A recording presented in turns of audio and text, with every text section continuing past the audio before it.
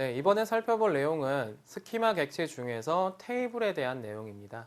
그래서 테이블은 다 알고 계시는 것처럼 실제 데이터를 저장을 하고 관리를 하는 그런 객체라고 보시면 되겠죠. 그래서 실제 데이터를 저장하기 위한 가장 기본적인 저장 구조, 논리적인 저장 구조가 이제 테이블이다 이렇게 생각하시면 되겠습니다. 그리고 테이블은 행과 열로 구성이 된 2차원적인 구조다 이렇게 얘기를 하게 되겠고요. 그래서 관계형 데이터베이스 시스템에서 어떻게 보면 가장 중요한 객체가 바로 이 테이블이 될 수가 있겠습니다. 실제 데이터를 관리하기 때문에 중요하다 이렇게 보실 수가 있겠죠. 그래서 테이블의 종류를 보시게 되면 RT베이스 HDB에서는 테이블의 종류를 메모리 테이블과 디스크 테이블로 구분을 하게 됩니다.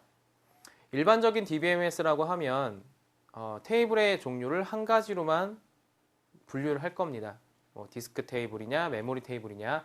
하지만 RT베이스 HDB는 하이브리드 DB이기 때문에 메모리 테이블도 제공을 하고요. 디스크 테이블도 제공을 합니다. 그래서 각각의 어떤 특징들이 있는지 한번 살펴보겠습니다. 일단 메모리 테이블이라고 하면 실제로 데이터가 메모리에 저장이 되고 적재가 되는 그런 테이블을 의미를 하겠죠. 그래서 메모리 테이블의 경우에는 우리가 테이블은 테이블 스페이스에다가 생성을 하는 객체입니다. 그렇다면 메모리 테이블은 어떤 테이블 스페이스에 생성을 하게 될까요? 메모리 테이블 스페이스에 테이블을 생성을 하게 되면 그 테이블이 메모리 테이블이 됩니다. 그래서 그 메모리 테이블에다가 데이터를 저장을 하게 되면 메모리 테이블 스페이스에 저장이 되기 때문에 당연히 메모리 데이터가 된다. 이렇게 생각하시면 되겠죠. 그래서 메모리 테이블 스페이스 특징이 디스크 IO가 거의 발생하지 않는 구조였죠. 메모리 테이블도 마찬가지입니다. 메모리 테이블에다가 데이터를 저장해 놓고 트랜잭션 처리를 하시게 되면 디스크 IO가 거의 발생하지 않는 그런 형태로 데이터 처리를 하실 수가 있다. 이렇게 생각하시면 되겠고요. 그 다음에 디스크 테이블 같은 경우에는 디스크 테이블 스페이스에 테이블을 생성하시면 그게 바로 디스크 테이블이 되는 겁니다. 그래서 실제 데이터가 디스크에 적재가 되고요. 그 다음에 버퍼라고 하는 메모리 영역에 일부 데이터가 저장이 됐다가 사용자가 요청을 했을 때 버퍼에서 응답을 해주거나 버퍼에 없으면 다시 디스크에서 버퍼로 가져다가 사용자에게 응답을 해주는 그런 구조다 이렇게 말씀을 드렸습니다. 그래서 변경이나 어떤 조회를 하게 되면 디스크 IO가 많이 발생을 할 수가 있어요. 그런 구조가 디스크 테이블이다 이렇게 생각하시면 되겠습니다. 그래서 테이블을 생성을 하는 구문을 한번 보시죠. 구문을 보게 되면 create table이라고 하는 구문을 통해서 테이블을 생성하게 됩니다. 그래서 테이블 이름과 함께 이제 컬럼 이름들을 쭉 정의를 해주게 되죠. C1 컬럼, C2 컬럼, C3 컬럼 이런 식으로 컬럼 이름들을 쭉 정의를 해줄 거고요. 컬럼 이름만 정의하는 것이 아니라 각 컬럼에 대한 데이터 타입, 인티저냐, 캐릭터 타입이냐, 바차냐 이런 식으로 데이터 타입을 지정해 줄 거고요. 그 다음에 이제 디폴트 값, 해당 컬럼에 어떤 디폴트 값을 내가 지정을 하고 싶다라고 하시면 디폴트라고 하는 옵션을 이용을 해서 기본 값을 설정해 주시면 되고요. 그런 다음에 컬럼 레벨에 제약 조건을 설정을 하실 수가 있습니다.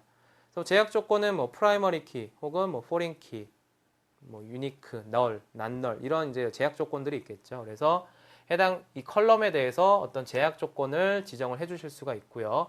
이렇게 이제 컬럼들을 쭉 정의를 하고 나서 컬럼들을 다 정의한 후에 테이블 레벨에서도 제약 조건을 설정하실 수가 있습니다. 그래서 C1 컬럼과 C2 컬럼을 묶어서 나는 프라이머리 키로 사용을 하겠다. 이런 식으로 설정을 하실 수가 있겠죠. 그 다음에 이제 맥스로우라고 하는 저를 통해서 이 테이블에 최대 저장할 수 있는 레코드 수, 로우 수를 지정을 해주게 됩니다. 그래서 맥스로우를 100건, 100만 건 지정을 해주게 되면 그 건수까지만 저장을 할 수가 있다. 이렇게 생각하시면 되겠죠. 그런 다음에 이제 테이블 스페이스를 지정을 하는 절이 있습니다. 기본적으로 이 테이블을 생성을 할 때 유저가 테이블을 생성을 하게 되겠죠. 근데 해당 유저가 이 뒤에 테이블 스페이스절을 지정하지 않게 되면 유저가 디폴트로 가지고 있는 디폴트 테이블 스페이스로 지정한 테이블 스페이스에 이 테이블이 생성이 되게 됩니다. 그리고 그렇지 않고 유저가 테이블 스페이스를 다른 테이블 스페이스로 지정을 하겠다라고 하시면 지정하시게 되면 그 테이블 스페이스에 이 테이블이 생성이 되게 되죠. 그래서 테이블 스페이스 절에 디스크 테이블 스페이스를 명시해 주시면 이 테이블은 디스크 테이블이 되고요.